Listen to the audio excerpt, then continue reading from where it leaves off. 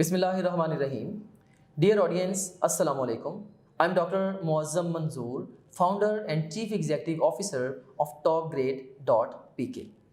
आज का सेशन हमने उन स्टूडेंट्स के लिए ऑर्गेनाइज किया है जो कि MBBS में अपना एडमिशन सिक्योर करना चाहते हैं, और इस कॉन्टेक्स्ट में हमने इनवाइट किया है मिस हिरा उस्मान को टू आवर ऑफिस ताकि हम इनसे जान सकें और स्टूडेंट्स के जो प्रॉब्लम्स हैं जो कि उन्हें दरपेश होते हैं for their strive to secure admission in the medical college, हम उन प्रॉब्लम्स को अनअर्थ कर सकें और उन पे बात कर सकें और उनका सल्यूशन दे सकें।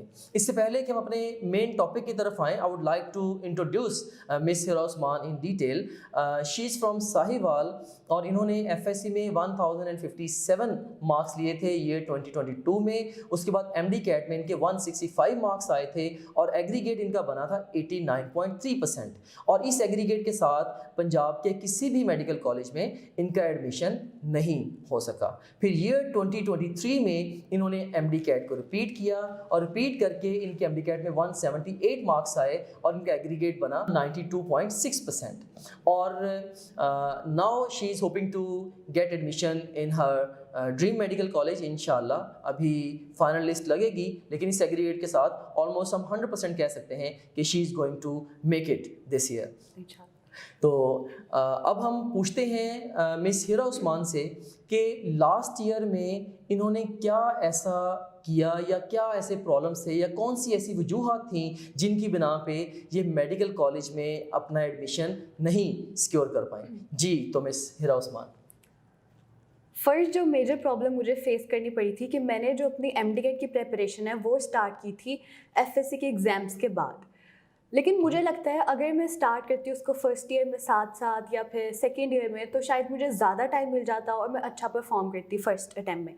लेकिन जब मैंने सेकेंड ईयर के एग्ज़ाम्स के बाद वो स्टार्ट की तो मेरे पास जो टाइम था वो लिमिटेड था, शॉर्ट था। कंपैरेटिवली सिलेबस बहुत ज़्यादा है और जो टाइम है वो काफ़ी शॉर्ट था, 2-3 मंथ्स। तो मुझसे उतना अच्छा परफॉर्म नहीं किया गया जितना मैं समझती हूँ। शायद मैं एफर्ट करती और पहले से स्टार्ट किया होता तो ज़्यादा अच्छा परफॉर्म करती। बिल्कुल, मैं इसके साथ बड़ा अच्छा रिलेट कर पा रहा हूँ with my limited experience and vision, कि मैं ये समझता हूँ कि जो most common cause of failure of students है इन MD कैट वो क्या है, वो है देर से तैयारी शुरू करना। लाइक FSC सेकेंड ईयर के पेपर्स के बाद मोस्ट ऑफ द स्टूडेंट्स तैयारी शुरू करते हैं और फिर उसके बाद टाइम इतना कम होता है कि 2 साल का सिलेबस अच्छे से तैयार ही नहीं किया जा सकता, और ख़ास तौर पे जब एग्ज़ाम इतना कंपेटिटिव हो जहाँ पे 200 में से सिर्फ एक बच्चे का दाखिला होना है तो उसमें एक्स्ट्रा ऑर्डिनरी परफॉर्म करना और कंपटीशन को बीट करना खासा मुश्किल हो जाता है। और फ्रेशर स्टूडेंट्स की कोई खातर खा अप्रोच भी नहीं बनी होती तब कि एंट्री टेस्ट को लेके चलना कैसे है, इसकी तैयारी करनी कैसे है, किताबों को कैसे पढ़ना है या ओवरऑल तैयारी कैसे करनी है। तो इसीलिए जो रिपीटेड स्टूडेंट्स हैं with the same marks repeated students के जो सक्सेस की प्रोबेबिलिटी है या जो सक्सेस के जो चांसेस हैं वो मैं समझता हूँ कि फ्रेशर्स की निस्बत 2 गुना ज़्यादा होते हैं just because of the knowledge and experience they are having. So बिल्कुल मैं आपकी बात को सेकंड करूँगा कि देर से तैयारी शुरू करना ये एक one of the most important और मोस्ट कॉमन रीज़न है एंट्री टेस्ट में अच्छे नंबर ना आने की, बावजूद इसके कि आपके FSC में बहुत एक्सेप्शनल या एक्स्ट्राऑर्डिनरी मार्क्स हों लाइक योरसेल्फ। तो इसके अलावा हिरा और कौन से प्रॉब्लम्स आप हाईलाइट करना चाहेंगी यहाँ पे? जो सेकंड मेजर प्रॉब्लम है ना, ऑर्गेनिक केमिस्ट्री जैसे सब बच्चों को मुझे लगता है, मेरे जितने भी फेलोज़ हैं, ऑर्गेनिक केमिस्ट्री ना कंपैरेटिवली बाकी सब्जेक्ट से मुश्किल है। तो हुआ क्या था, FSC में केमिस्ट्री में तो मेरे अच्छे मार्क्स थे, लेकिन जब मैंने MD कैट के तौर पे शायद जिस एकेडमी में जाती थी वहाँ मैं अच्छे से उस पर ग्रिप नहीं अपनी स्ट्रॉन्ग कर पाई, या फिर जैसे ट्रिक्स होती हैं किसी भी क्वेश्चन को सॉल्व करने की, या फिर मेरा प्रैक्टिस लेवल भी उतना ज़्यादा नहीं था ऑर्गेनिक केमिस्ट्री को लेके, तो मेरा वो जो सब्जेक्ट था वो वीक ही रह गया।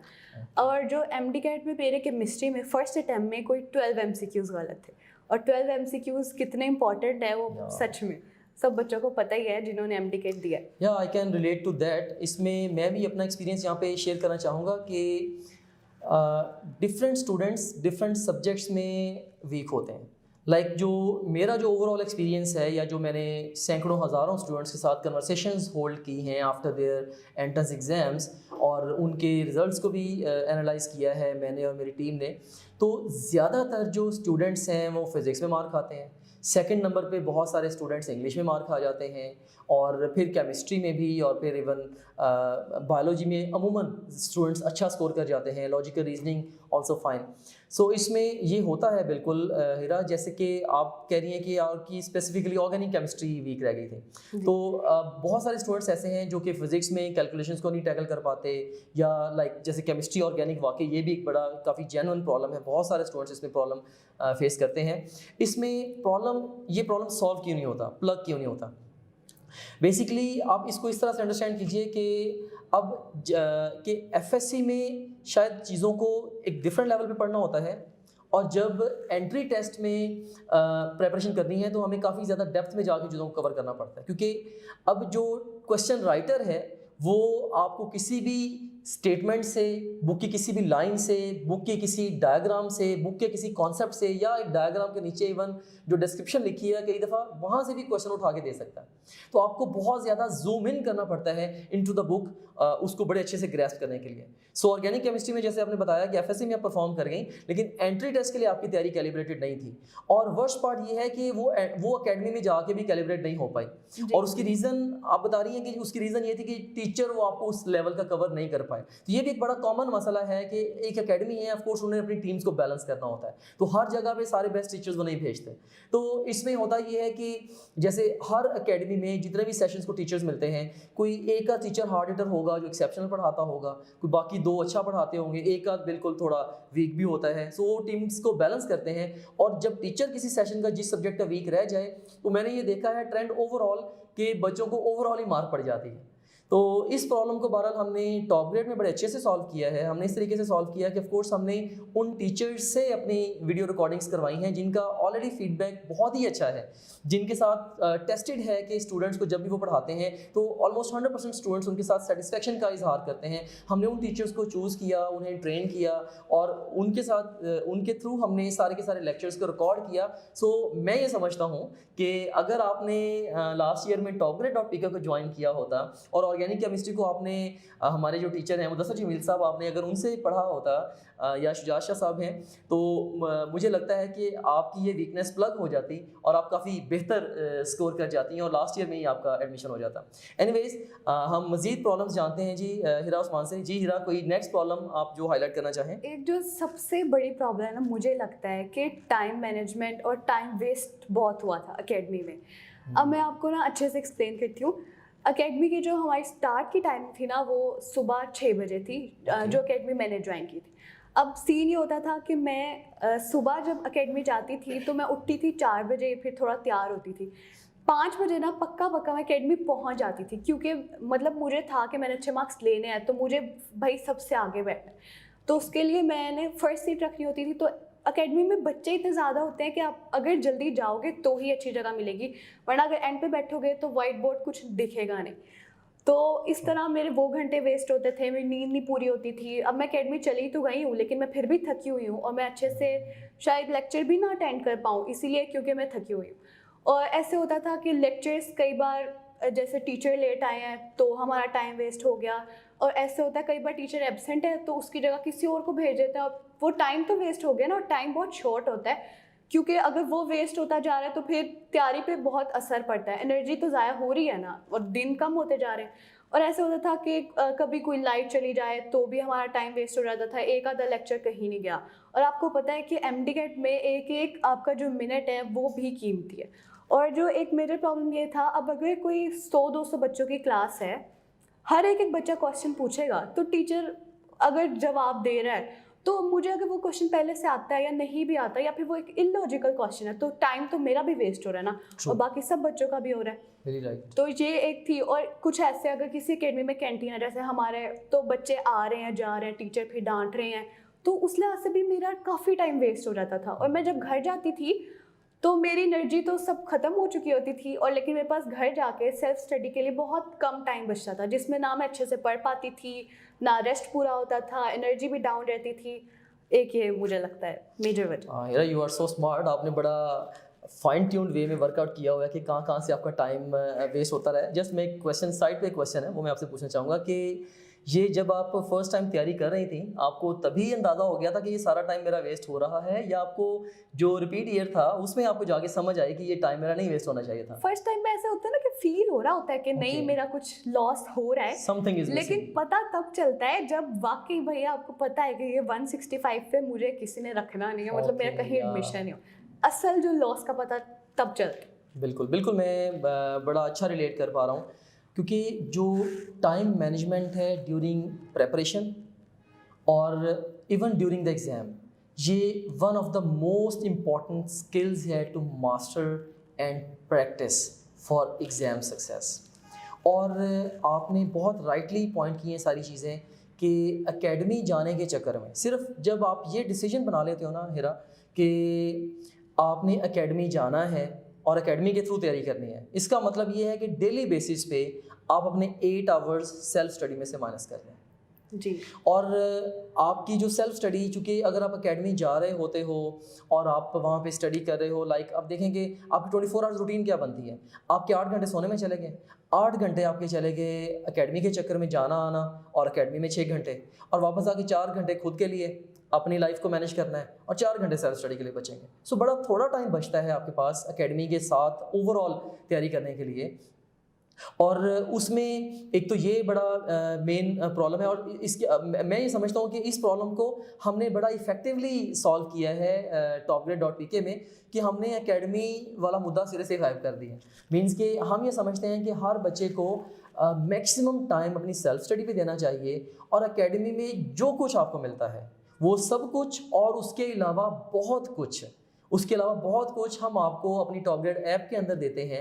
आप घर बैठ के वो सब कुछ भी कवर करें जो आप एकेडमी जाके करते हैं, और बहुत कुछ ऐसा भी आप कवर कर सकते हैं जो कि एकेडमी जाके भी आपका कवर नहीं होता। सो मैं ये समझता हूँ कि बच्चों को अब टाइम आ गया है कि मॉडर्न एरा है, बच्चों को अपना माइंडसेट चेंज करना चाहिए, और बच्चों को ये चीज़ अंडरस्टैंड कर लेनी चाहिए कि एकेडमी जाना is equal to plenty of time wastage, और वही टाइम सारा बचा के अगर वो अपनी सेल्फ स्टडी के अंदर इन्वेस्ट करते हैं, उनका फोकस बेहतर हो जाएगा, वो अपनी वीकनेसेस को ज़्यादा अच्छे से ओवरकम कर पाएंगे, और वो ज़्यादा अच्छे से चीज़ों को प्लान कर पाएंगे, अपने टाइम को बेस्ट यूटिलाइज कर पाएंगे, और उनके सक्सेस के चांसेस मैक्सिमाइज हो जाएंगे। सो आई स्ट्रांगली एडवाइज स्टूडेंट्स कि वो फिजिकल एकेडमी को एंट्री टेस्ट की तैयारी के लिए तो एटलीस्ट बिल्कुल भी ज्वाइन ना करें। घर बैठे जब टॉप ग्रेड आपको फिजिकल एकेडमी की निस्बत 10 गुना बेहतर तैयारी करा सकता है, तो मेरे ख्याल में आपको इसका फ़ायदा लेना चाहिए। जी तो नाजरीन, अब हम हिरा उस्मान से डिस्कस करते हैं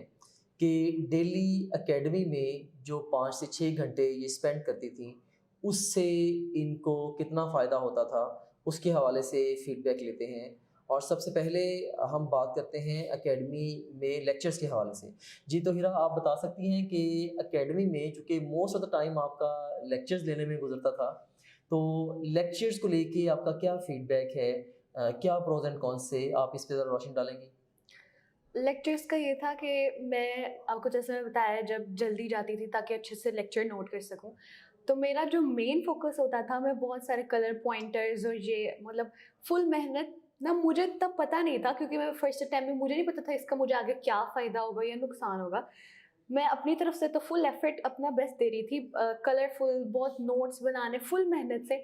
अब तब होता ये था कि नोट्स बनाते बनाते मुझे मतलब मैं लेक्चर पे इतना कंसंट्रेट नहीं करती थी, और मैं बस ये होता था कि मैं अच्छा नोट कर लूँ, मेरे नोट्स बहुत प्यारे हों, लेकिन उसका मुझे आगे जाके कुछ फ़ायदा भी हुआ, लेकिन नुकसान ये हुआ कि मैं टीचर के कॉन्सेप्ट्स जो थे वो दे रहे थे वो अच्छे से समझ नहीं सकती थी, क्योंकि जो मेरा ज़्यादा काम होता था वो नोट्स की तरफ होता था, नोट्स बनाने पे मैं ज़्यादा एफर्ट करती थी। और कुछ नोट्स हेल्पफुल भी थे, लेकिन जैसे कुछ फिज़िक्स के नोट्स थे और इनऑर्गेनिक केमिस्ट्री के नोट्स मेरे लिए हेल्पफुल थे वाकई, लेकिन जो फिज़िक्स के नोट्स थे उन्होंने मुझे बाद में इतनी हेल्प नहीं की, मतलब मुझे लगता है वो टाइम वेस्टेज ही था। और बायोलॉजी के जो नोट्स थे उन्होंने तो मुझे, मैं कहती हूँ ऑनेस्टली, बिल्कुल हेल्प नहीं की, क्योंकि मेनली जो होता है वो बुक की लाइन्स प्रेफर करनी चाहिए, क्योंकि यूएचएस में भी बाज़ दफ़ा ऐसा होता है कि एग्जैक्ट लाइन ही आई होती है पेपर में, तो मुझे नोट्स ने इतना हेल्प नहीं किया और ऑनेस्टली मुझे लगता है काफ़ी हद तक वो टाइम का वेस्ट था। ओके, तो क्या तमाम टीचर्स की टीचिंग क्वालिटी से आप फुली सेटिस्फाइड थी? ये मैं 100% तो नहीं कह सकती कि कुछ टीचर्स अच्छा भी पढ़ाते हैं थे जिस एकेडमी में या फिर जो भी फिजिकल एकेडमीज होती हैं, लेकिन कुछ टीचर्स ऐसे होते हैं, जैसे मैंने आपको पहले भी बताया कि मुझे ऑर्गेनिक केमिस्ट्री में मतलब इतना अच्छा नहीं था मेरी तैयारी, और इंग्लिश में भी ना मुझे इतना अच्छा मतलब जैसे गाइडेंस मिल सकती थी नहीं मिली। इस वजह से मेरे उनमें मार्क्स कट हुए। लेकिन जो मुझे टीचर बहुत अच्छे मिल गए लकीली किसी सब्जेक्ट के, तो वो मेरा बहुत अच्छा भी गया सब्जेक्ट। बस यही बात। ओके, तो यहाँ पे मैं अपना एक्सपीरियंस भी शेयर करना चाहूँगा। One of the most important reasons जो मैं समझता हूँ, जो कि मुझे ऑफ कोर्स स्टूडेंट से ही पता चली है, स्टूडेंट्स के इंटरव्यूज़ करके, वो ये है कि बहुत सारे बहुत एबल स्टूडेंट्स लाइक योरसेल्फ इरा, उनका एग्ज़ाम में या एंट्री टेस्ट में फेलियर की एक बहुत बड़ी वजह क्या होती है कि वो बहुत ज़्यादा स्कैटर्ड वे में प्रिपरेशन करते हैं। स्कैटर्ड से मेरी मुराद क्या है कि वो लाइक रिसोर्सेज को लाइक कह लें बहुत ज़्यादा ओवरवेलमिंग वे में यूज़ करते हैं। जैसे आपने अभी मेंशन किया कि अब देखें कि आपके एक तो क्लासरूम में टीचर लेक्चर लेता था, आपकी टेक्स्ट बुक भी थी, फिर आप क्लासरूम में नोट्स भी नोट करती थी, मे बी आपने किसी और फ्रेंड से भी लिए हों, और ऑनलाइन भी बहुत सारी चीज़ें चल रही होती हैं। सो इसमें मैं ये समझता हूँ कि इतनी ज़्यादा स्कैटरिंग से बच्चा ट्रूली राइट प्रायोरिटीज़ पे काम ही नहीं कर पाता। सो जब आप राइट प्रायोरिटीज़ पे काम नहीं कर पाते, तो या जब आप 100% लेज़र बीम की तरह आपका focus all the time during your whole preparatory session exam के ऊपर नहीं होता, तो आप डेफिनेटली लैग करते हो। और ये प्रॉब्लम बड़ा जेन्युइन प्रॉब्लम है कि अब आप क्लासरूम में जो टीचर आपको लेक्चर दे रहा है, वो लेक्चर आपने नोट भी करना है और टीचर से समझना भी है, तो नोट करने के चक्कर में बड़ी दफ़ा आप उस तरह से कंप्रीहेंशन पे फोकस नहीं करते। आप समझते हैं कि मैं घर जाके उसको रिवाइज़ कर लूँगा, लेकिन घर जाके जब रिवाइज़ करने की भी कोशिश करते हैं तब उसकी समझ नहीं आ रही होती, फिर फ्रस्ट्रेशन भी होती है। तो इस प्रॉब्लम को अल्हम्दुलिल्लाह टॉप ग्रेड ने बड़ा क्लेवरली सॉल्व किया है। हमने क्या किया है कि हमने वो पावर पॉइंट की स्लाइड्स जिन पे एक्चुअली टीचर लेक्चर्स डिलीवर करता है, हमने वो सारी की सारी स्लाइड्स अपने फास्ट रिवीजन नोट्स में दे दी हैं। तो आपको लेक्चर नोट करने की सिरे से ज़रूरत ही नहीं है, बस आप नेक्स्ट प्रेस करते जाएं और स्लाइड्स को रिवाइज करते जाएं। और फ़र्ज़ करें कि किसी पर्टिकुलर स्लाइड को लेके अगर आपको कोई कन्फ्यूजन है कि यार यहाँ पे पता नहीं टीचर ने क्या बताया था, या मे बी आप स्लाइड को पढ़ते हो आपको समझ नहीं आ रही कि क्या इसके अंदर समझाने की कोशिश की गई है, राइट देन एंड देयर आप स्लाइड को वीडियो प्ले कर सकते हो। तो इस तरह से टॉप ग्रेड ने इस मेन प्रॉब्लम को सॉल्व किया। बाकी लेक्चर्स में ऑफ कोर्स सेटिस्फेक्शन का भी आपने प्रॉब्लम हाईलाइट किया, जैसे कि सारे टीचर्स के साथ आपके सेटिस्फेक्शन लेवल सेम नहीं था, कुछ अच्छे भी थे, कुछ एवरेज टीचर भी थे, लेकिन अल्हम्दुलिल्लाह टॉप ग्रेड में हमने काफ़ी हद तक, चूँकि हम कंटेंट को पहले से ही कंट्रोल वे में बनाते हैं, पहले ही हम सारी स्लाइड्स बनाते हैं, वी मेक श्योर कि क्लासरूम में या बच्चे को क्या कंटेंट डिलीवर होने वाला है, तो इससे हम काफ़ी हद तक सब्जेक्टिविटी को ख़त्म करके एक लेवल तक बच्चे को जैसे भी ले आते हैं। सो मैं ये समझता हूँ पर्सनली कि टॉप ग्रेड के जो लेक्चर्स हैं वो फिजिकल एकेडमी की निस्बत आई वुड से कि 10 टाइम्स एटलीस्ट बेटर हैं कई सारे लिहाजों से। बड़ा क्रिएटिवली हमने उसके अंदर काम करवाया होता है। एनीवेज, अब हम बात करते हैं थोड़ी सी रिवीजन के पॉइंट ऑफ व्यू से, कि चूँकि आपको पता है कि सिलेबस बहुत ज़्यादा होता है एमडी कैट का, और एक दिन ऐसा भी आता है जिससे नेक्स्ट डे टेक्निकली आपका 8 किताबों का सिलेबस है, आपने सारा रिवाइज करना है। तो क्या आपने कोई फास्ट रिवीजन स्ट्रेटजी डिवाइस की थी, या एकेडमी ने आपको कोई दिया था सलूशन कि इस तरीके से आप अपने सिलेबस को क्विकली रिवाइज करें, या कोई मटेरियल दिया था? इसके हवाले से आप क्या कहना चाहेंगे? फर्स्ट अटैम्प्ट में तो मेरे साथ ये हुआ था कि जैसे एकेडमी ने हमें अपनी प्रिपरेशन बुक्स दी हुई हैं, उनमें भी इतना ज़्यादा मटेरियल है, फिर जो सर ने नोट्स लिखवाए हैं, फिर जो टेक्स्ट, और मेरे साथ फर्स्ट टाइम क्या हुआ, मैंने टेक्स्ट बुक पे इतना फोकस नहीं किया, मतलब जो मेरा फोकस था वो स्कैटर्ड था हर जगह। और कभी कभार ऐसा होता था जैसे किसी चीज़ की वैल्यू बुक में कुछ है, सर ने कुछ लिखवाई है, तो इंसान कंफ्यूज हो जाता है। इवन मैं सोचती थी कि इसका वहाँ तो ये आंसर था, मैंने ये पढ़ा था, ये इस वजह से नोट्स जो थे ना इतने ज़्यादा जब हो जाते हैं तो वो बहुत ज़्यादा कंफ्यूजिंग हो गया था मेरे लिए फर्स्ट अटैम्प्ट में। तो कोई बुक्स वगैरह भी मिली थी आपको? यस, बुक्स भी मैंने ली थी और वो बुक्स भी काफ़ी ज़्यादा एक्सपेंसिव भी पड़ी थी, लेकिन मुझे उसका उतना ज़्यादा फ़ायदा नहीं हुआ। मतलब उसमें क्योंकि एक बच्चे ने टेक्स्ट बुक भी पढ़नी है, नोट्स जो सर ने लिखवाए हैं, जो बुक्स रिवीजन के लिए मिली हैं, तो वो बहुत ज़्यादा काम हो जाता है। बिल्कुल। ये मैं यहाँ पे मैं भी ऐड करना चाहूँगा कि बच्चे ना अपनी तैयारी जब शुरू करते हैं ना, तो उस वक़्त उनका क्या है कि उनके पास करने के लिए उनकी नज़र में इतना सा काम होता है। तो जैसे-जैसे दिन गुज़रते हैं, तो वो काम ना उल्टा ऐसे बढ़ता चला जाता है। अभी और कोई नोट्स ऐड हो गए, कोई बुक्स ऐड हो गई, तो ग्रेजुअली जैसे-जैसे एग्ज़ाम पास आता है, उनका काम बजाय वाइंड अप होने के और ज़्यादा एक्सपेंड होना शुरू हो जाता है। आइडियली ये होना चाहिए कि डे 1 ऑफ योर प्रिपरेशन से ही आप ये सोचें इतना सारा सिलेबस है और एंड पे जस्ट एक दिन में सारे सिलेबस का टेस्ट है। आप डे 1 से ही उसको वाइंड अप करने की कोशिश करें और रिसोर्सेज आप ये बिल्कुल भी माइंड से निकाल दें कि आप जितने ज़्यादा रिसोर्सेज यूज़ कर लेंगे, इस अकेडमी के भी, उस अकेडमी के भी, ऑनलाइन भी, उससे आपकी तैयारी हो जाएगी। बस आपका एक बेसिक सा काम है। देखिए, आपका जो सोल पर्पज़ है पूरी की पूरी तैयारी का, वो क्या है? आपने इम्तिहान में अच्छे नंबर लेने हैं और जस्ट आप एग्ज़ाम पे अपना लेज़र बीम फोकस रखें और इम्तिहान की रिक्वायरमेंट को अच्छे से अंडरस्टैंड करें और उसको अंडरस्टैंड करते हुए आप अपनी सारी की सारी प्रिपरेशन उसकी डायरेक्शन में लेके जाएँ। मैं बच्चों को बड़ा एक इम्पॉर्टेंट और गोल्डन प्रिंसिपल बताया करता हूँ और वो ये है कि ओवरऑल एग्ज़ाम के पॉइंट ऑफ व्यू से हर वो चीज़ अहम है जो आपकी किताब के अंदर है और हर वो चीज़ भी अहम है जो आपकी किताब को समझने में आपकी मदद देती है। लेकिन जो भी चीज़ आपकी टेक्स्ट बुक के स्कोप से बाहर है, वो आपके एग्ज़ाम के स्कोप से भी बाहर है। सो इवन अगर आपके क्लासरूम में आपका टीचर ही कई दफ़ा टीचर्स ऐसे करते हैं हिरा फिज़िकल अकेडमीज़ में कि वो ज़रा अपना एक इंप्रेशन बनाने के लिए या बच्चों की नज़र में एक इम्पैक्ट क्रिएट करने के लिए वो एग्ज़ाम के स्कोप से बाहर निकल के बड़ी मुश्किल चीज़ों की तरफ बच्चों को ले जाते हैं अननेसेसरीली। तो उससे भी बच्चे जो हैं वो डिविएट हो जाते हैं, वो एग्ज़ाम ओरिएंटेड प्रिपरेशन नहीं करते। सो आपने अपना लेज़र बीम फोकस अपने एग्ज़ाम पे रखना है और अपनी टेक्स्ट बुक की मदद से ही सिर्फ तैयारी करनी है और ऐसा जो भी कंटेंट हो वो कहीं से भी आपको मिल रहा हो जो आपको आपके एग्जाम और आपकी टेक्स्ट बुक से दूर कर रहा हो, उस कंटेंट को फॉर गॉड सेक अपने आप से दूर कर दें, यही आपके हक में बेहतर है। सो ये तो था फास्ट रिवीजन नोट्स के बारे में। अब एक और बड़ा अहम पहलू होता है एकेडमीज़ के अंदर प्रेपरेशन का, वो होता है टेस्ट का। तो हम ये भी जानते हैं हिरा से कि टेस्ट के हवाले से इनका एकेडमी में एक्सपीरियंस कैसा रहा। जी, तो हिरा क्या कहना चाहेंगे इस बारे में? सबसे पहले ना मैं बताती हूँ एफएलपीज के बारे में। अगर हमें एमडीगेट में जितना भी फर्ज करें 3 घंटे दिए जाते हैं ना, तो हमें एकेडमीज में मेरे साथ क्या होता था, हम सब बच्चों के साथ, कि अगर हमने एफएलपी सॉल्व करना है ना, तो अभी फर्ज करें हमने स्टार्ट किया है, हम पूरे टाइम पे आए हैं, हमने अपना एफएलपी स्टार्ट किया है।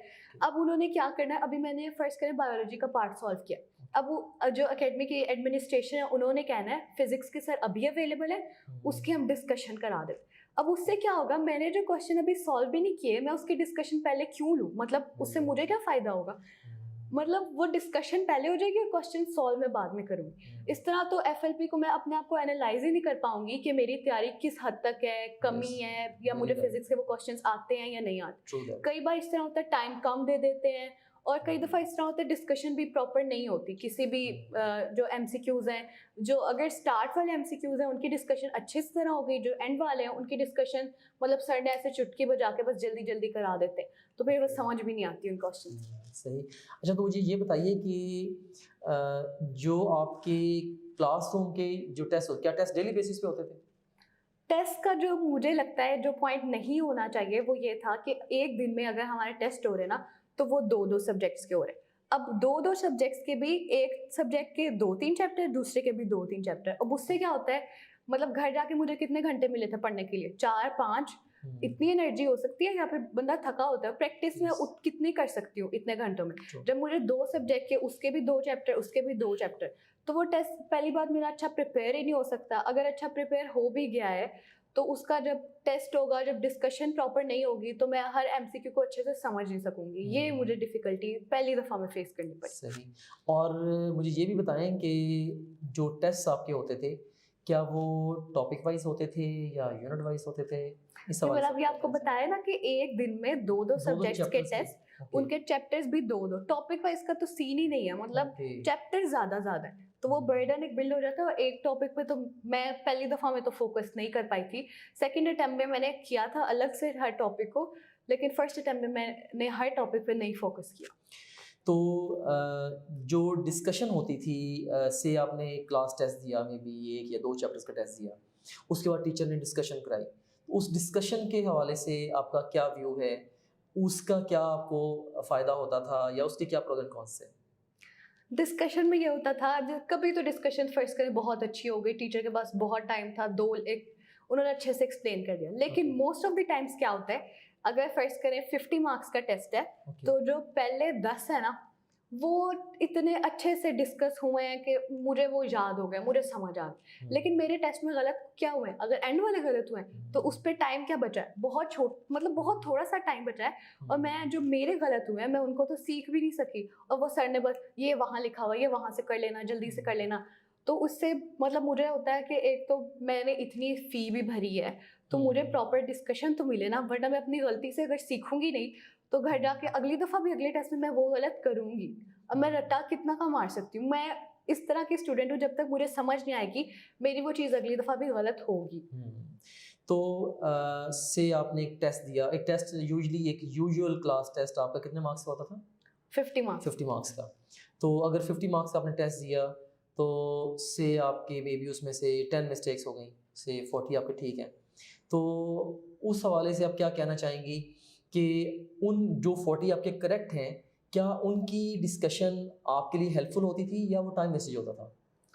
उनकी डिस्कशन मतलब जैसे अब मुझे एक आता है, मुझे अब चाहिए तो वो ना जो मुझे चीज़ें नहीं आती, जिनका मेरा गलत होने का चांस है, तो मोस्ट ऑफ द टाइम मैं बोर हो जाती थी, वही सारा टेक्स्ट दोबारा सुन के वही समझ के। हालांकि मुझे अच्छे से आता है तो मैं बोर हो जाती थी। फिर बच्चे ऐसे इलॉजिकल, मतलब कुछ क्वेश्चंस काम के भी होते थे जो मतलब मुझे वाकई पता लगता था कि ये चीज़ मुझे पहले नहीं पता, तो वो हेल्पफुल भी होता था। लेकिन मोस्ट ऑफ द क्वेश्चंस ऐसे होते थे, मैं कहती थी यार बस जल्दी करो, मुझे घर जाना है, बस मैं थक गई हूँ, ऐसे होता था।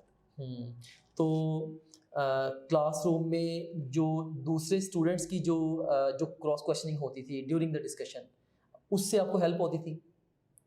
कभी कभी हेल्प होती थी। मतलब आपको पता है ना, हर क्लास में कुछ बच्चे ऐसे होते हैं जो वाकई सीरियस होते हैं, लेकिन मोस्ट ऑफ द टाइम्स अगर 200 बच्चों की क्लास है इतनी ज़्यादा, तो उसमें सर ये नहीं समझ आया, वो मतलब इलॉजिकल भी, और कुछ बच्चे तो जान के ऐसे क्वेश्चंस करते हैं, कुछ ऐसे होते हैं बच्चे कि जो जान के पूरी क्लास का टाइम वेस्ट करना चाहते हैं। एक बड़ा इंपॉर्टेंट क्वेश्चन है यहाँ पे और बड़ा रेलेवेंट भी है, शायद मेरी ऑडियंस के लिए बड़ा वो एक वैल्यूएबल क्वेश्चन है, और वो ये है कि क्या आप समझती हैं कि फ़िज़िकल एकेडमी में जो टेस्ट आपसे लिए जाते थे, वो एग्ज़ाम ओरिएंटेड टेस्ट थे, वो वैसे ही टेस्ट थे जैसा आपको रियल एग्ज़ाम आया, या उससे कोई फ़र्क था? लाइक इस हवाले से आप क्या कमेंट मैं ना करेंगे? इसको ऑनेस्टली एक्सप्लेन करती हूँ मेरे साथ क्या हुआ है। अब मैं ऐसे नहीं कह सकती कि कुछ क्वेश्चंस थे वो वाकई वो थे जिन्होंने मुझे एमडीकेट में हेल्प किया, मतलब वाकई वो अच्छे थे। लेकिन कुछ क्वेश्चंस ऐसे थे जो मुझे एकेडमी में उनका डिफ़िकल्टी लेवल इतना हाई था कि जब मैंने एमडीकेट दिया ना, तो मैंने कहा कि मैंने सिंपल चीज़ों को तो फोकस ही नहीं किया, मतलब अपने पूरी जितने 2-3 मंथ्स मैंने जो तैयारी किया उसमें सिंपल चीज़ों को मैंने इग्नोर किया, और डिफ़िकल्टी लेवल हमें टेस्ट में, एकेडमी के टेस्ट में इतना हाई आता था, मुझे लगता था पता नहीं क्या चीज़ है। लेकिन जब एमडीकेट में, जैसे इस दफ़ा जो 2023 का एमडीकेट है फिज़िक्स का, उसमें क्वेश्चन सिंपल आए हैं, बहुत मतलब सिंपल आए हैं फिज़िक्स के क्वेश्चन। लेकिन जो हमें एकेडमी में प्रिपेयर कराते थे वो, उनका डिफ़िकल्टी लेवल बहुत ज़्यादा, बहुत हाई, मतलब एक क्वेश्चन में ना मोस्टली एमडीकेट में कुछ कैलकुलेशंस आती है, लेकिन सर हमें इतनी कैलकुलेशंस कराते थे, तो वो बहुत मतलब, और जब आप नए आते हो ना एमडीकेट में, तो आप वाकई स्ट्रेस बहुत बिल्डअप हो जाता है कि इतने ज़्यादा डिफ़िकल्टी लेवल मैं तो कर ही नहीं सकती, तब मुझे ये लगता था। लेकिन जब मैंने देखा ना एमडीकेट में कंपैरेटिवली ईजी क्वेश्चंस आते हैं। बिल्कुल सही।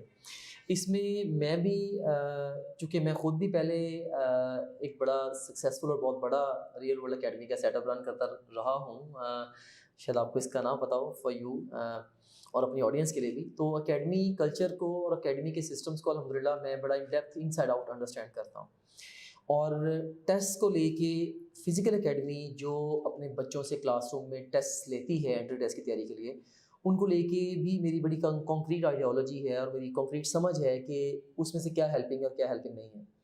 और मुझे जब मैं as a researcher, as an analyst, जब मैं एकेडमी के टेस्टिंग सिस्टम को देखता हूँ, तो मुझे उसमें काउंटलेस फ्लॉज नज़र आते हैं। जैसे उसमें सबसे पहला फ्लॉ जिसको शायद हीरा ने भी किसी हद तक मेंशन किया, वो मैं समझता हूँ कि ये है कि एकेडमी आपसे चैप्टर वाइज टेस्ट लेती है और वो भी दो दो सब्जेक्ट्स को कई दफ़ा मिला के टेस्ट लेती है, जबकि एक टॉपिक की परफेक्ट तैयारी के लिए आपको सिर्फ आइडियली स्पीकिंग उस टॉपिक का सिर्फ टेस्ट होना चाहिए। मैं ये समझता हूँ कि देखें, आप अगर तैयारी चैप्टर बाय चैप्टर करेंगे तो there is a good chance एक चैप्टर में से अगर 15 टॉपिक्स हैं, आपने 12 टॉपिक्स में भी अच्छे प्रिपेयर कर लिए, 3 आपके इग्नोर हो गए, आपको पता भी नहीं चलेगा कि उन टॉपिक्स में से हो सकता है कि वो टेस्ट में क्वेश्चंस भी इंक्लूड ना करें। सो टॉपिक्स इग्नोर होने के चांसेस काफ़ी ज़्यादा हैं। तो मैं एक तो बच्चों को मेजर फ्रेम शिफ्ट कहता हूँ, अपने दिमाग को स्विच करें और अपने दिमाग में प्लीज़ आप चैप्टर्स को निकाल दें, टॉपिक्स को रख लें। और आप ये सोचा करें, फिजिक्स में आप ये ना सोचें कि जी मेरे 13 चैप्टर्स हैं तो मैंने ये तैयार करने हैं। आप ये सोचें मेरे 245 टॉपिक्स हैं जिनको मैंने तैयार करना है, और फिर एक एक करके टॉपिक को तैयार करें। और फिर एक टॉपिक के बारे में यहाँ पे मैं ऐड भी करता चलूँ कि एक टॉपिक कब तैयार हो जाता है अच्छे से, या कब हम लेबल कर सकते हैं कि एक टॉपिक जी बड़ा परफेक्टली तैयार हो गया है। मैं समझता हूँ जब बच्चा किसी अच्छे उस्ताद से, अच्छे टीचर से कॉन्सेप्चुअली उस टॉपिक का लेक्चर ले लेता है, फिर उस टॉपिक की फास्ट रिवीजन का कोई मेथड क्रैक कर लेता है, फिर उस टॉपिक में से ऑल पास क्वेश्चंस और इवन ऑल पॉसिबल क्वेश्चंस को अटेम्प्ट करके अपनी गलतियों से सीख लेता है, और साथ ही साथ टेक्स्ट बुक में जो गिवन कंटेंट है उसको ग्रिप कर लेता है अच्छे से। तो ये 4 चीज़ें हैं जो मैं समझता हूँ कि अगर ये चारों चीज़ें किसी भी टॉपिक के बारे में आप कंप्लीट कर लेते हैं तो समझ लो कि वो टॉपिक आपका बस फॉर एवर एंट्री टेस्ट के लिए तैयार है। तो इसमें एकेडमी का जो टेस्टिंग सिस्टम है वो चूँकि टेस्ट लेता ही चैप्टर वाइज है, और वो भी जैसे हिरा ने मेंशन किया, again I would like to mention कि वो कई दफ़ा 2-2, 3-3 सब्जेक्ट्स के मिला के भी टेस्ट लेते हैं। तो इस वजह से आप फाइन ट्यून्ड प्रेपरेशन कर ही नहीं पाते। सो ये एक तो बहुत बड़ा मसला ये है। दूसरा जो मसला मुझे एकेडमी के टेस्टिंग सिस्टम में नज़र आता है वो ये है कि डिस्कशन, आज टेस्ट हुआ तो डिस्कशन डिले होती है। अच्छा, आपकी डिस्कशन हिरा सेम डे हो जाती थी या डिलेड होती थी?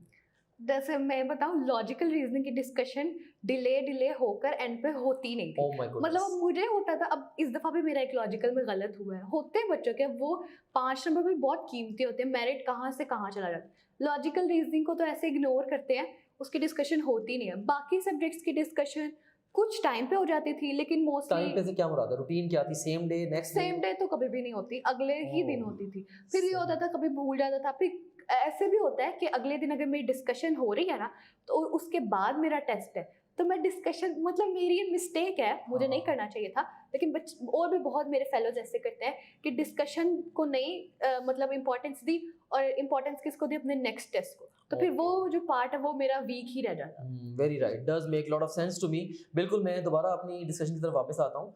एक तो एकेडमी ने टेस्ट लेने हैं आपसे चैप्टर वाइज, और मैं आपको एडवाइस करता हूँ टॉपिक वाइज।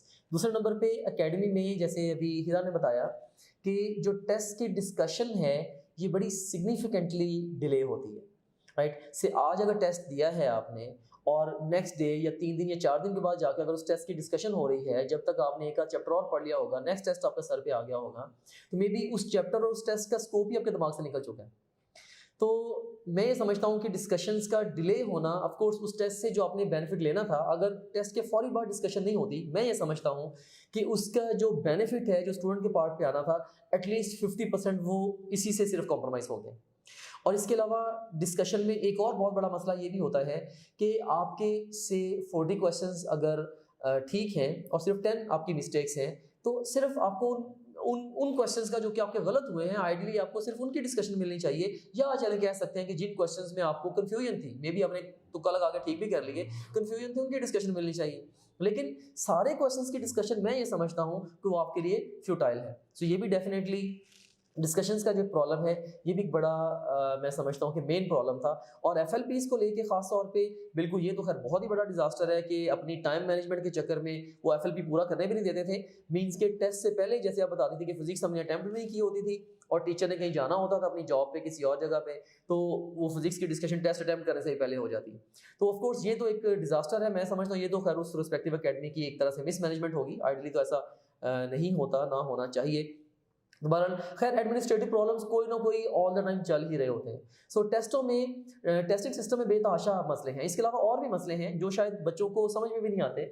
मैं जैसे हाईलाइट करता हूँ, अगर फर्स्ट करें कि मैं आपसे कहता हूँ कि आपने फिज़िक्स के 30 टेस्ट दे दिए हैं, मे बी सेशन स्टार्ट हुए को आपका 1.5 महीना गुजर गया है, 30 टेस्ट दे दिए हैं, हर टेस्ट में ऑन एवरेज आपने 5-7 मिस्टेक्स की हैं। अब अगर मैं आपसे ये कहूँ कि एक ऐसा टेस्ट मैं आपसे ले लूँ जिसमें आपके जितने भी उन 30 टेस्टों में गलत हुए थे सवाल, सिर्फ मैं वो सवालों का टेस्ट क्रिएट करके आपको दे दूँ, तो आपको क्या लगता है कि इससे आपकी तैयारी पे कैसा असर पड़ेगा? ऑफ कोर्स अगर ऐसा हो जाए तो वाकई सच में बहुत फायदा हो जाएगा, लेकिन जो अकेडमीज हैं उसमें तो ऐसा कोई सीन मतलब था ही नहीं। जो टेस्ट आप क्लासरूम में अटेम्प्ट करती थी, क्या वो टेस्ट आपको घर ले जाना अलाउ होता था? नहीं, मतलब जहाँ मैंने पहली दफ़ा फर्स्ट अटेम्प्ट में पढ़ा है ना, वहाँ टेस्ट घर लेके जाना बिल्कुल भी अलाउ नहीं होता था। ओके। उसका जो सबसे बड़ा नुकसान मुझे ये हुआ कि अब जैसे मैं घर गई हूँ, मुझे याद है मेरा वो क्वेश्चन रॉन्ग था। अब Yes, आपको yes, पता है yes. एमडीकेट में क्वेश्चन की स्टेटमेंट इतनी लंबी होती है, अब Right. डिस्कशन के दौरान मैं सारी स्टेटमेंट नहीं नोट कर सकती। True. और इवन अगर मैं ऐसा भी होता है अकेडमीज में, आप अगर पिक्चर्स क्लिक कर रहे हो ना, तो वो क्यों पिक्चर ले रहे हो, क्या हो गया, पिक्चर Yes. नहीं लेनी, अलाउ नहीं है। मतलब मैंने 50,000 भरा है, तो मेरा इतना तो हक बनता है ना, मैं अपने क्वेश्चन पेपर को घर लेकर जाऊं, मैं उसको अच्छे से पढूं। लेकिन मोस्ट ऑफ द अकेडमीज में अलाउ नहीं होता, कुछ में होता है, लेकिन जहां से मैंने पढ़ा नहीं अलाउ होता। और उससे क्या होता है, फिर बच्चे कभी कभी ऐसा भी करते हैं कि हम क्वेश्चन पेपर छुपा लें, तो फिर एक और लिहाज से गलत है। लेकिन ऐसा बहुत फिर ना एक मेस सा क्रिएट हो जाता है, फिर एक थोड़ी मिसमैनेजमेंट, वो स्टाफ और ये कुछ बच्चे कहते हैं हमने नहीं देना, वो कहते हैं 2 पेपर, वो पेपर्स काउंट करते हैं। इसमें भी बहुत ज़्यादा टाइम वेस्ट होता है। जब वो जो अटेंडेंट है उसने अगर 50 पेपर्स दिए हैं तो उसने 50 पूरे करने हैं, वो गिनता रहेगा, और उससे सर जो है वो लेट हो जाएंगे, लेक्चर लेट हो जाएगा, फिर लेक्चर को कम टाइम मिलेगा, ऐसा होता था। बिल्कुल, मैं समझ गया हूँ। सो इन सारी चीज़ों को मद्देनजर रखते हुए मैं यही कहना चाहूँगा कि लाइक बड़े सारे ऑब्वियस फ्लॉज हैं जो कि एकेडमी के टेस्टिंग सिस्टम में हमारे सामने आ गए हैं। जैसे एक तो टेस्ट का चैप्टर वाइज होना या यूनिट वाइज होना, और डिस्कशंस का ना होना या डिलेड होना, और क्वेश्चन पेपर घर नहीं लेके जा सकते, और इसके अलावा और कई सारे टाइम वेस्टर्स। टेस्टों के दौरान शायद आप क्वेश्चनिंग उस तरह से नहीं टीचर से कर पाते बड़ी दफ़ा, या आपकी इंडिविजुअल नीड्स के अकॉर्डिंगली टेस्ट आपसे नहीं लिए जा रहे। सो बेतहाशा प्रॉब्लम्स हैं जो कि मैं समझता हूँ कि बच्चा फेस करता है जब बच्चा एकेडमी में टेस्ट दे रहा होता है। अच्छा, इन सारे प्रॉब्लम्स को हमने बड़े अच्छे से ग्रेनुलेट किया, हमने इनको कॉम्प्रीहेंड किया, और फिर हमने जो टॉप ग्रेड का हमने इवैल्यूएशन सिस्टम डेवलप किया, उसको अपने बड़े लाइक इफेक्टिव वे में उसको हमने डेवलप किया। और वो सारे के सारा सिस्टम हमारा रिसर्च ओरिएंटेड है। ये ऐसा नहीं है कि बस मेरा दिल किया कि मैं डेवलप कर लूँ और वो मैंने अपने तरीके से डेवलप कर दिया। नो, मैंने ट्रूली आप जैसे बहुत सारे स्टूडेंट्स के साथ मैंने कन्वर्सेशंस होल्ड की, मैंने उनसे प्रॉब्लम्स को सुना, मैंने उनको लिस्ट किया, और उसके बाद मैंने बड़ा स्ट्रेटेजिकली उन सारे प्रॉब्लम्स का सलूशन डिवाइस किया। सो टॉप ग्रेड का मैं समझता हूँ कि जो क्वेश्चन बैंक है वो इन सारे मसलों का स्ट्रेट अवे हल है। जैसे इसमें वहाँ पे आप टॉपिक वाइज टेस्ट दे सकते हैं, टॉपिक वाइज के अलावा अगर आप चाहें तो आप quarter syllabus, half syllabus, full syllabus test भी दे सकते हैं। डिस्कशन हर टेस्ट के बाद, क्या हर सवाल के फौरी बाद आप डिस्कशन ले सकते हैं। अगर आपका सवाल जो गलत हुए हैं आप सिर्फ उन सवालों की डिस्कशन ले लें, आपको सारे सवालों की डिस्कशन लेने की भी जरूरत नहीं है। और इसके अलावा टेस्ट टेक होम आपको इसलिए ज़रूरत नहीं है कि सारे के सारे टेस्ट ऑलरेडी होम में क्या वो आपकी पॉकेट में पड़े हुए हैं। लाइक से अगर 28,000 क्वेश्चन का पूल मैंने आपको दिया है, आपने जितने भी पास्ट में टेस्ट दे दिए हैं, जितने इवन आपने फ्यूचर में टेस्ट क्रिएट करने हैं, सारे का सारा पूल ऑल द टाइम आपके पॉकेट में है। अब जब मर्जी जहां मर्जी चाहें जितना मर्जी आप टेस्ट दे लें। सो अनलिमिटेड नंबर ऑफ टेस्ट आप दे सकते हैं, और वो भी अपनी नीड के मुताबिक। और फिर जो बच्चों की इंडिविजुअल नीड्स होती हैं, कुछ बच्चे कहते हैं जी मेरे जो गलत सवाल हुए हैं मैंने उनका टेस्ट देना है। जैसे आप कह रही थी घर जाके मैंने फिजिक्स के क्वेश्चंस को देखना होता था, तो उसका टेस्ट दे लें। या कुछ बच्चे कहते हैं जी मैंने टेस्ट अटेम्प्ट करते हुए मैंने निशानी लगाई होती है कि मेरे फलां क्वेश्चंस मुझे कंफ्यूज कर रहे हैं, मैंने उनका टेस्ट देना है या उनको मैंने इन डेप्थ देखना है। सो डिफरेंट वेज से ऑफ कोर्स बच्चे टेस्ट देना चाहते हैं। और टॉप ग्रेड में जिस तरह आप सोचेंगे, ये बहुत बड़ा क्लेम है लेकिन फिर भी मैं ये कर रहा हूँ क्योंकि अल्हम्दुलिल्लाह मुझे अपने सिस्टम पे कॉन्फिडेंस है, और उससे भी ज़्यादा कॉन्फिडेंस मुझे उन हज़ारों स्टूडेंट्स के फीडबैक पे है जिन्होंने हमें दिया है, जिन्होंने हमारे क्वेश्चन बैंक को यूज़ किया है, कि जिस तरह आप सोचेंगे ये उस तरह से सिस्टम आपसे टेस्ट भी ले लेगा और इंशाल्लाह आपकी सोच से कहीं बढ़ के तैयारी करवा देगा। टॉप ग्रेड का एक बड़ा स्ट्रॉन्ग बिलीफ है टेस्टों को लेके। फिजिकल एकेडमीज के लिए एमसीक्यूज एक पावरफुल इवैल्यूएशन का टूल है, और टॉप ग्रेड ये बिलीव करता है कि इवैल्यूएशन टूल होने के साथ साथ MCQs world's number 1 preparatory tool है। राइट। और इस बात का क्या मतलब है? इस बात का मतलब ये है कि हम बच्चे को क्वेश्चंस की इतनी ज़्यादा प्रैक्टिस कराते हैं और हम ये समझते हैं कि हर सवाल से बच्चे को सीखना चाहिए। एक है कि सवालों के बगैर सीखना, एक है कि सवालों के थ्रू सीखना। टॉप ग्रेड सवालों के थ्रू बच्चे को सिखाने पे बिलीव करता है। से एक टॉपिक है, उस टॉपिक में से ज़्यादा सवाल बन ही 60 या 70 बन सकते हैं। आप उन 60-70 क्वेश्चन का टेस्ट क्रिएट करें, उसमें से आपके 10 या 12 गलत हुए, उनकी एक्सप्लेनेशन देखें, उसके थ्रू आपका टॉपिक परफेक्ट हो गया। सो इस तरह से क्वेश्चंस के साथ एक्सपोजर के जरिए और उनके एक्सप्लेनेशंस के जरिए हम बच्चों को ये सिखाते हैं। और इसी तरह से बात आपने की एफएलपीज की, तो एफएलपीज हमने प्लेंटी ऑफ एफएलपीज अपने सिस्टम में दिए हुए हैं। अब जब चाहें सेशन के शुरू में, मिड में, इवन एंड पे जाके अब जब चाहें आप एफएलपीज दे सकते हैं। और एकेडमी में एक और प्रॉब्लम मुझे पता है होता है कि दे हैव गॉट नो वे कि वो हर एफएलपी के बाद आपको बता सकें कि जी आपका खास तौर पे आपका ये सब्जेक्ट वीक जा रहा है, ये चैप्टर वीक जा रहे हैं, ये टॉपिक वीक जा रहा है। इधर मैं एक चीज ऐड करूंगी। जी एफएलपीज में क्या होता था, मैंने जो खुद ऑब्जर्व किया, मैं तो चलो मेहनत से मतलब पूरा एफएलपी सॉल्व करती थी फिर घर जाती थी, बच्चे एफएलपी को सॉल्व ही नहीं करते थे। मतलब मोस्ट ऑफ द स्टूडेंट्स क्या करते थे, मतलब अपना टाइम वेस्ट कर रहे हैं और वो एफएलपी सॉल्व ही नहीं कर। और एकेडमीज में क्या होता है, कोई आपको पूछता नहीं है, आप पढ़ना चाहते हो पढ़ो, नहीं पढ़ते, और वो इवेल्युएट क्या और प्रॉपर मार्क्स, इवन मुझे भी नहीं पता लगता था कि मेरे इस एफएलपी में कितने मार्क्स आए हैं या फिर मैं उसको इम्प्रूव करूँ अगली दफा, क्योंकि प्रॉपर अब फिजिक्स का जैसे मैंने बताया, पहले मुझे डिस्कशन मिल गई है, बाद में मैंने सॉल्व करना है, तो आंसर्स तो मुझे पता होंगे, मेरी तरफ से तो मेरे 50/50 आएंगे, लेकिन असल में ऐसा नहीं होता। हाँ बिल्कुल ऐसे ही है। Definitely I can well relate to that जो आप कह रही हैं। और सो मैं दोबारा अपनी डिस्कशन को रिज्यूम करता हूँ कि जो फुल लेंथ पेपर्स हैं, लाइक उसके बाद अगर आपको एनालिसिस नहीं मिल रहा, हर फुल लेंथ पेपर के बाद अगर आपको ये नहीं एडवाइस मिल रही कि मेरे यार कौन से सब्जेक्ट्स वीक हैं, मेरे कौन से चैप्टर्स वीक हैं, मेरे कौन से टॉपिक्स वीक हैं, तो जब आपकी वीकनेसेस आपके सामने नहीं आ रही होंगी तो आप उनको स्ट्रेंथन कैसे करोगे? सो ये भी एक बहुत बड़ा प्रॉब्लम है। और टॉप ग्रेड का सिस्टम क्या करता है, हमारा जो फुल लेंथ पेपर्स का या फुल लेंथ एफएलपीज का जो मॉड्यूल है, वो हर टेस्ट के बाद आपको इन डेप्थ एनालिसिस देता है, जिसके जरिए आपकी स्ट्रेंथ्स और वीकनेसेस वो आपके सामने लेके आता है। सो जब आप अपनी वीकनेसेस पे काम करते हैं, ऑफ कोर्स उनको एड्रेस करते हैं, आपकी सक्सेस के चांसेस वो सिग्निफिकेंटली इंक्रीज हो जाते हैं। सो अल्हम्दुलिल्लाह मैं ये बात पूरे कॉन्फिडेंस से कह सकता हूँ कि physical academy, Hira I would tell you as well, अब तो आपने बता रही थी इससे सेशन से पहले कि आपने एक्सप्लोर भी किया है topgrade.pk को भी, तो मैं ये कह सकता हूँ कि अल्हम्दुलिल्लाह विद फुल कॉन्फिडेंस कि फिजिकल एकेडमी जिस तरह से आपसे टेस्ट लेती है या जो उनका टेस्टिंग सिस्टम है, उनकी निस्बत topgrade.pk आपसे कम से कम 20 गुना बेहतर तरीके से एवेल्युएशन आपकी करता है। हम 3 चीज़ों को इकट्ठा कैरी करते हैं, evaluation, practice as well as preparation. और एक और बात जो बड़ी ही इंपॉर्टेंट है, देखिए एक बच्चा है जिसने एमसीक्यूज की प्रैक्टिस की है अपनी पूरी तैयारी के दौरान 6000 एमसीक्यूज की, और दूसरा स्टूडेंट है जिसने प्रैक्टिस की है 28000 एमसीक्यूज की। तो जिसने जितनी ज्यादा गलतियां की हैं उतना ज्यादा, उसने जितनी ज्यादा प्रैक्टिस की है उसने उतनी ज्यादा गलतियां की हैं, और जिसने जितनी ज्यादा गलतियां की हैं उसने उतना ज्यादा सीखा है।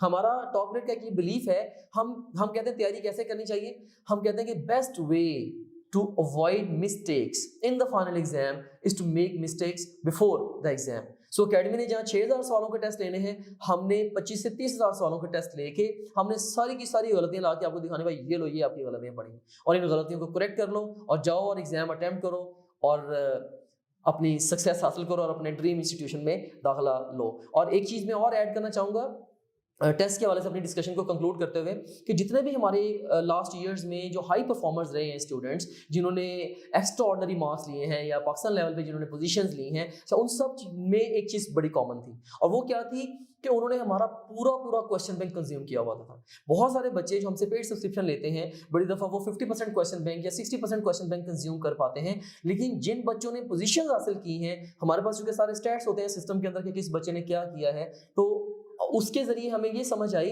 कि जिन बच्चों ने ज्यादा से ज्यादा एमसीक्यूज की प्रैक्टिस किया या हमारे पूरे क्वेश्चन बैंक को, जिसको हम कहते हैं कि ऑल पॉसिबल क्वेश्चंस हैं, उन्हें प्रैक्टिस किया और अपनी गलतियों से सीख लिया, तो उन्होंने कंसिस्टेंटली उन बच्चों ने ज्यादा अच्छे नंबर लिए। So once again I would say physical academy के मुकाबले में अल्हम्दुलिल्लाह टॉप ग्रेड का जो सिस्टम है ये 20 गुना बेहतर है as far as the test are concern.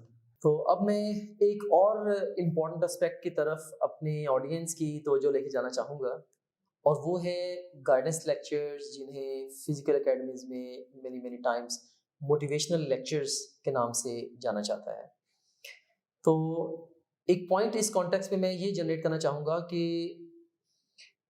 Entry test में सक्सेस के लिए जहाँ पे नॉलेज एंड कॉन्सेप्ट ज़रूरी हैं, वहीं पे मैं समझता हूँ कि बहुत सारी वाइटल स्किल्स हैं जो बड़ी क्रूशियल हैं एग्ज़ाम में सक्सेस के लिए।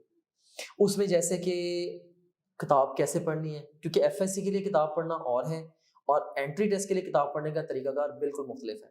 सो एंट्री टेस्ट की तैयारी के लिए किताब कैसे पढ़नी है, तैयारी के दौरान अपना टाइम कैसे मैनेज करना है, हर आए दिन टेंशन होगी, इतना सारा प्रेशर होता है बंदे के ऊपर, सोशल प्रेशर भी होता है, वैसे खुद के करियर का प्रेशर भी होता है।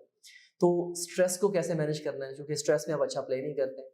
इसके अलावा इम्तिहान में जब आप जाके बैठ गए हैं, तो वहाँ पे जाके आपने क्या करना है, तो इम्तिहान में जाके आपने टाइम कैसे मैनेज करना है, आसान सवाल है या बहुत मुश्किल सवाल है, उनको आपने कैसे टैकल करना है, राइट। और इसी तरीके से और बहुत सारी मैं समझता हूँ कि छोटी-छोटी स्किल्स हैं जिनको बच्चे को मास्टर करना पड़ता है और प्रैक्टिस करना पड़ता है, फिर वो बच्चे अ, अच्छे स्कोर्स ले पाते हैं इन द एंट्रेंस एग्जाम्स। सो हम जानते हैं हिरा से कि फिजिकल एकेडमी ने इस कॉन्टेक्स्ट में इनको क्या हेल्प की और कैसे की। जी, तो हिरा।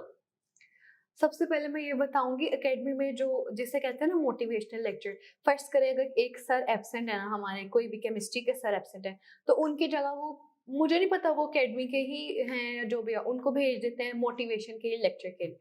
अब होता क्या, उससे हमारा 1-2 घंटे जो है ना वो लिटरली मेरे तो ज़ाया हो जाते हैं, क्योंकि उनकी बातें एमडीकेट से रिलेटेड भी नहीं होती, थोड़ी स्कैटर हुई होती हैं और कुछ समझ भी नहीं आता। और जो भी वो बोलते हैं ना, मतलब वो हमारे जो ट्रैक है ना, मतलब जैसे हमने एमडीकेट में अच्छे मार्क्स सिक्योर करने हैं, ओके, उससे रिलेटेड नहीं होता, इर्द गिर्द की बातें ज़्यादा होती हैं और वो ओके। बच्चे बजाय मोटिवेटेड होने के वो बोर हो जाते थे, उनकी एनर्जी और डाउन हो जाती थी। और इससे ना बस बच्चों का माइंड डाइवर्ट हो जाता था, लेकिन मोटिवेशन कोई नहीं मिलती थी।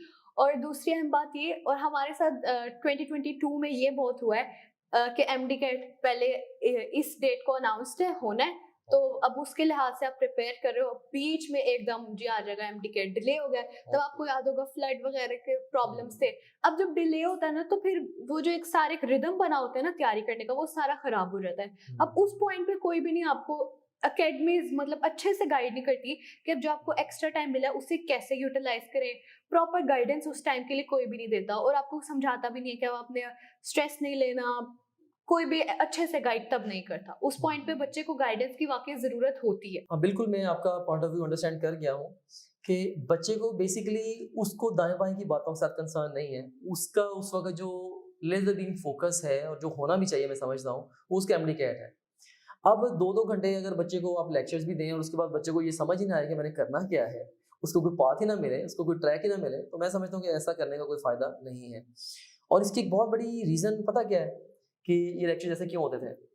इसकी रीज़न मैं ये समझता हूँ कि रीज़न ये है कि वो लोग आके मोटिवेशनल लेक्चर्स देते हैं जो कि खुद उस पूरे प्रोसेस में से गए ही नहीं हुए। अच्छा मैं ये just as a part of fun मैं आपके साथ एक बात शेयर कर देता हूँ। मैं बड़ी दफ़ा मतलब मुझे लोग कहते हैं कि आप अच्छा बोलते हैं, आपको मोटिवेशनल स्पीकर होना चाहिए, प्रोफेशनल स्पीकर आपको होना चाहिए। बल्कि मैं अपने आप को बड़ी दफ़ा ना कई प्लेटफ़ॉर्म से मैंने मोटिवेशनल स्पीकर से माज़रत के साथ मैंने अपने आप को इंट्रोड्यूस ही ऐसे करवा दिया कि my name is doctor Muazzam Manzoor and I am not a motivational speaker, क्योंकि मैं काम करता हूँ। तो मैं सिर्फ बातें नहीं करता, मैं तो एक्चुअली काम करता हूँ और ट्रूली है भी ऐसा ही कि मैं एक्चुअली जिन चीज़ों को प्रैक्टिस करता हूँ और जिन चीज़ों से मैंने यील्ड ली है, जिन चीज़ों से मैंने आउटपुट ली है, मैं सिर्फ उनकी तबलीग करता हूँ। जिन चीज़ों को मैंने खुद प्रैक्टिस नहीं किया, मैं उनको आगे पोर्ट्रे नहीं करता। तो अब जैसे एमडी कैट के बच्चों को अगर गाइडेंस लेक्चर्स देने हैं, मुझे पता है कि I have gone through the whole process. मैं क्लासरूम में भी बैठा हूँ, मैंने फेलियर्स भी देखे हैं और मैंने डिफरेंट सिचुएशंस में टैकल भी किया है। Like I have gone through the whole thing. मैंने एफएससी की, एंट्री टेस्ट की तैयारी की एकेडमी में जाके, फिर मैं अल्टीमेटली एंट्री टेस्ट में क्लियर भी हुआ रिपीट करके, फिर बेस्ट मेडल कॉलेज में भी पहुंचा। So I have gone through the whole process. तो मैं जब बच्चों को कुछ डिलीवर कर रहा होता हूँ, बेसिकली मैं उनकी सीट पे बैठ के सोच रहा होता हूँ कि यार बच्चे को क्या प्रॉब्लम है और इस वक्त इसकी बेस्ट हेल्प कैसे हो सकती है। मैं ये समझता हूँ कि बच्चों की ट्रूली बेस्ट हेल्प तभी हो सकती है जब उनको समझा जाए। और जो बहुत सारे जो प्रोफेशनल स्पीकर्स होते हैं वो उनको समझे बगैर बस अपना पहले से तैयारी करके आते हैं कि जी ये इस कॉन्टेक्स्ट में मैंने बात करनी है और बस आके क्लास में वो कंटेंट डिलीवर कर देते हैं। मैंने भी कई इवन कुछ एकेडमीज में मुझे भी इनवाइट किया कि आप आके हमारे बच्चों से टॉक करें, और मैंने कभी भी कोई तैयारी करके नहीं गया कि मैंने कहाँ पे जाके क्या बात करनी है। मेरा बड़ा एक सादा सा फॉर्मूला था और वो क्या था, और बच्चे उस लेक्चर के बाद बहुत ज्यादा इंस्पायर होते थे। मैं जाके क्लासरूम में कहता था, बच्चों आज मैं आपको कोई लेक्चर देने नहीं आया, मैं आपके साथ गपशप लगाने के लिए आया हूँ। और गपशप हम किस बारे में करेंगे? हम करेंगे आपके मसाइल के बारे में। हर बच्चा कोई ना कोई सोचे जो उसको तैयारी के दौरान मसले आ रहे हैं, हम सारे मसलों को पहले एक एक करके व्हाइट बोर्ड पर लिखेंगे और उसके बाद हम उनको डिस्कस करेंगे। फिर ऐसे ही होता था, सारे बच्चे एक्टिवली कंट्रीब्यूट करते, सर मुझे ये मसला आ रहा है, ये आ रहा है, ये आ रहा है। सो बहुत सारे मसले, पूरा व्हाइट बोर्ड मुझे याद है भर जाता था, और फिर मैं एक एक करके उनके ऊपर टॉक शुरू करता था। इस मसले का हल ये है, इसका ये है, इसका ये है। और उसके सेशन के एंड में जहाँ पे मैंने प्लान किया था 1 आवर, कई दफा वो 2 या 2.5 आवर में भी चला जाता था, और बच्चे बड़े कंटेंटेड और सेटिस्फाइड बैठे होते थे। क्यों?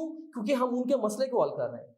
मकसद मोटिवेशनल लेक्चर देना नहीं होता, मकसद होता है बच्चे के जो प्रॉब्लम्स हैं उनको फिक्स किया जाए, उन्हें सॉल्व किया जाए। और अल्हम्दुलिल्लाह अच्छा topgrade.pk ने ये चीज बड़े अच्छे से टैकल की है।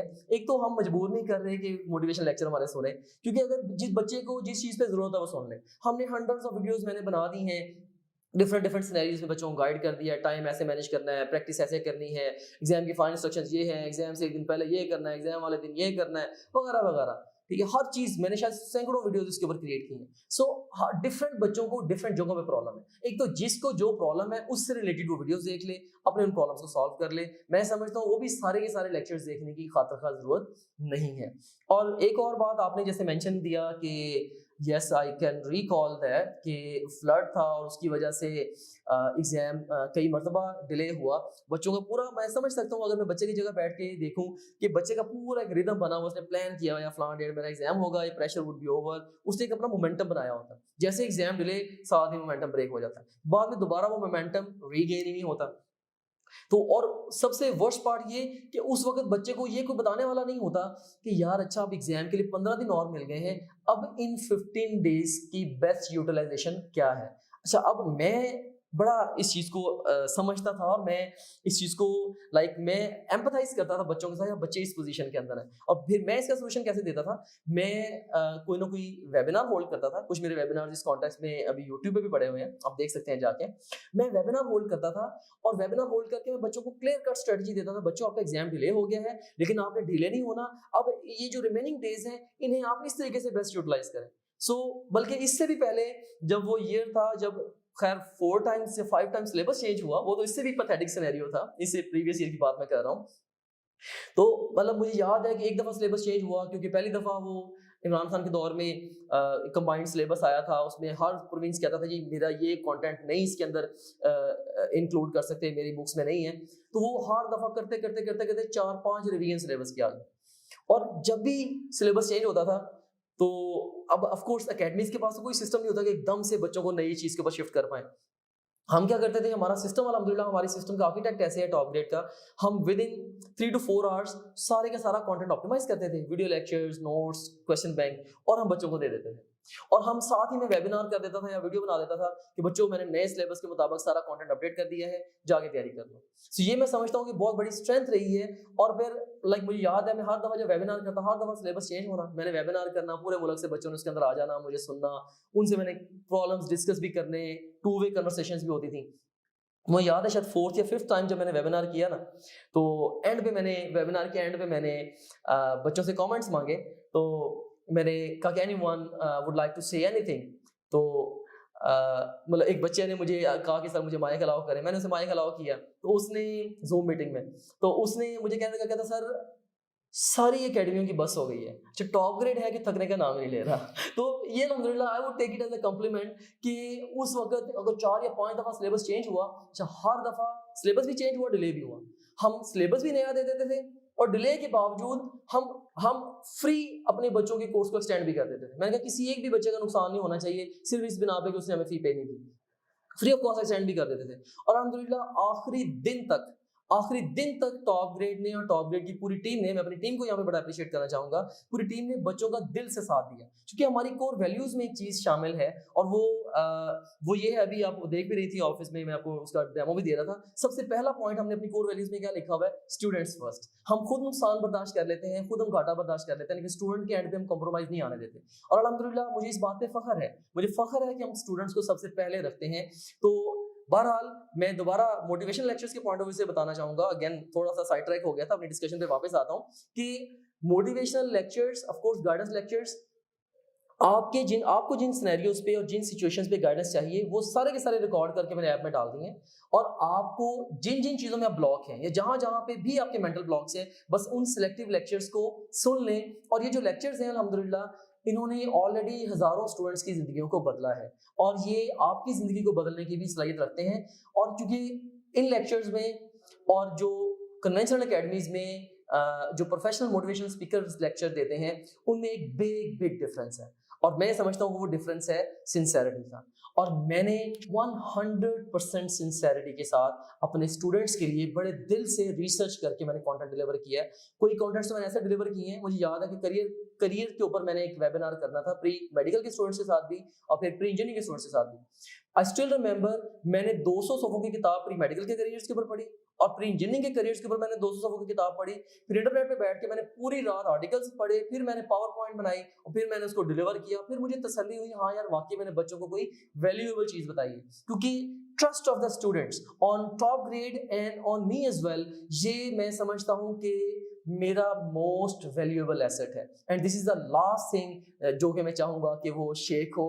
सो अल्हम्दुलिल्लाह we leave no stone unturned अपने स्टूडेंट्स की तैयारी को बेहतर से बेहतर बनाने के लिए। हम जो करना हो हम बहादुरी से कर गुजरते हैं, हम फिर नफ़ा नुकसान भी नहीं देखते, हम अपने बच्चों के लिए कर जाते हैं अल्हम्दुलिल्लाह। सो मैं आपको ये ज़रूर एडवाइस करूँगा, स्ट्रांगली एडवाइस करूँगा कि आप फर्स्ट ईयर प्री मेडिकल के स्टूडेंट हैं या सेकंड ईयर प्री मेडिकल के स्टूडेंट हैं या आप रिपीट कर रहे हैं या इवन आप अगर एएस या A2 के स्टूडेंट हैं और आपने प्री मेडिकल को एज अ करियर ऑप्ट किया है, आपने आगे मेडिकल में जाना है, तो आज से बल्कि अभी से आप topgrade.pk को ज्वाइन करें। ये स्क्रीन पे नंबर आपके सामने आ रहा है, इस नंबर पे आप राब्ता करें और इस पे आप कॉल या व्हाट्सएप कर सकते हैं topgrade.pk को ज्वाइन करने के लिए और इस अमेजिंग प्लेटफॉर्म का हिस्सा बने, इसमें इवन कंट्रीब्यूट भी करें और ये जो हिस्ट्री अल्हम्दुलिल्लाह टॉप ग्रेड रकम कर रहा है, आप भी इस हिस्ट्री का पार्ट बने। जी तो नाजरीन, अब हम अपनी डिस्कशन को कंक्लूड करते हैं और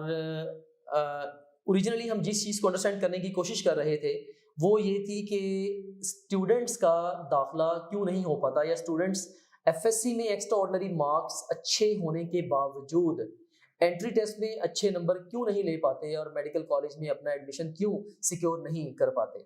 हमने हिरा की हेल्प से बहुत सारे प्रॉब्लम्स को अनअर्थ किया।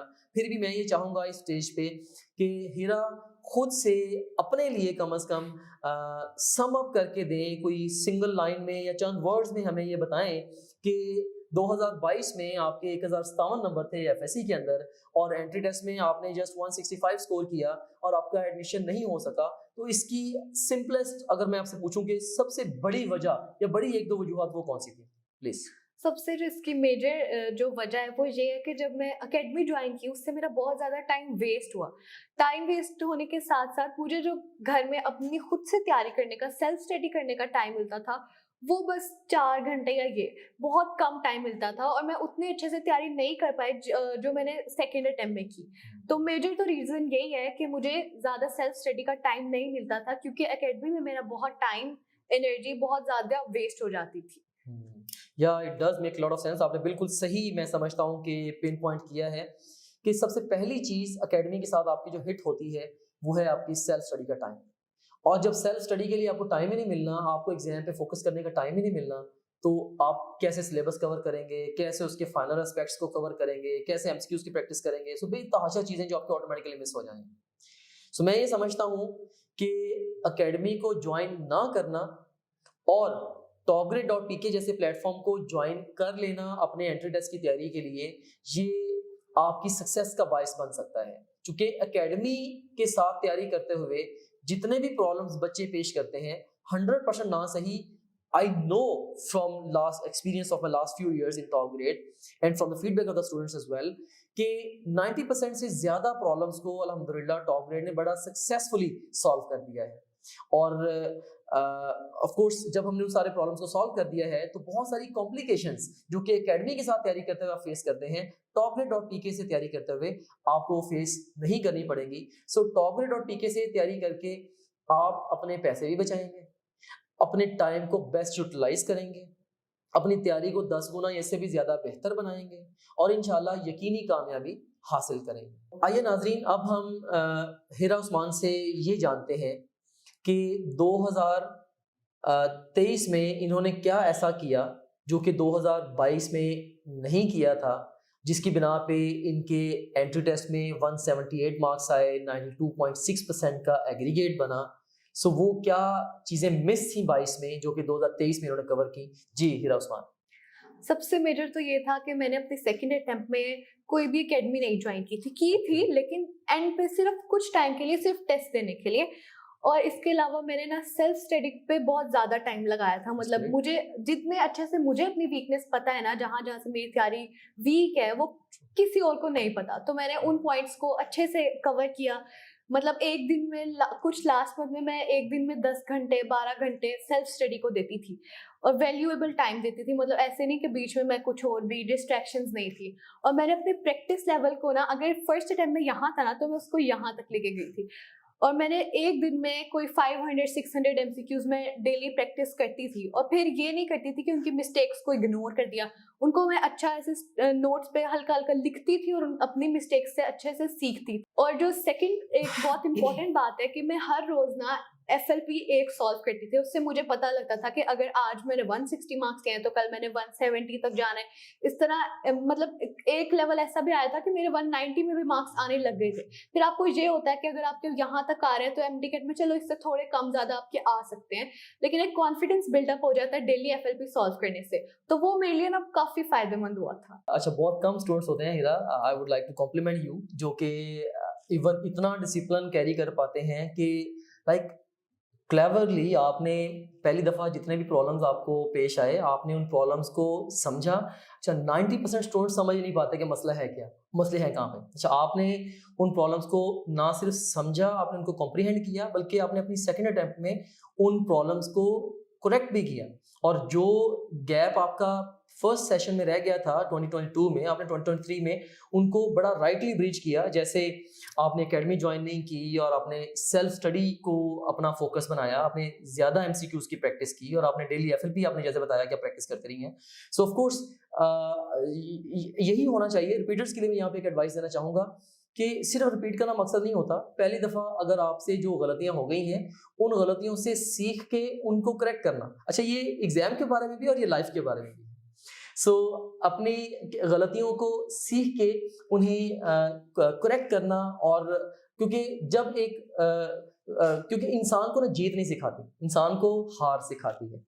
जब हम जीत जाते हैं फिर तो हम जीत जाते हैं, जब हम हार जाते हैं then we look back, we see हमने क्या सही किया क्या गलत किया, फिर हम अपनी हार से सीखते हैं और that's when we really grow as a person, I would say. Baral, Hira, I would like to congratulate you for your amazing success and I wish you luck for all the future endeavors. अल्लाह करे कि आप अपने dream medical college में पहुँचें और वहाँ जाके भी आप अपनी क्लास की सबसे बेस्ट और मोस्ट प्रोमिनेंट और मोस्ट रिमार्केबल स्टूडेंट बने। और इवन अपनी प्रैक्टिकल लाइफ में आई विश फॉर यू कि आपका इम्पैक्ट ग्लोबल लेवल पे हो, आप बहुत बड़े लेवल पे आप हमारी कम्युनिटी को सर्व करें, इंटरनेशनल कम्युनिटी को सर्व करें एज अ ग्रेट डॉक्टर।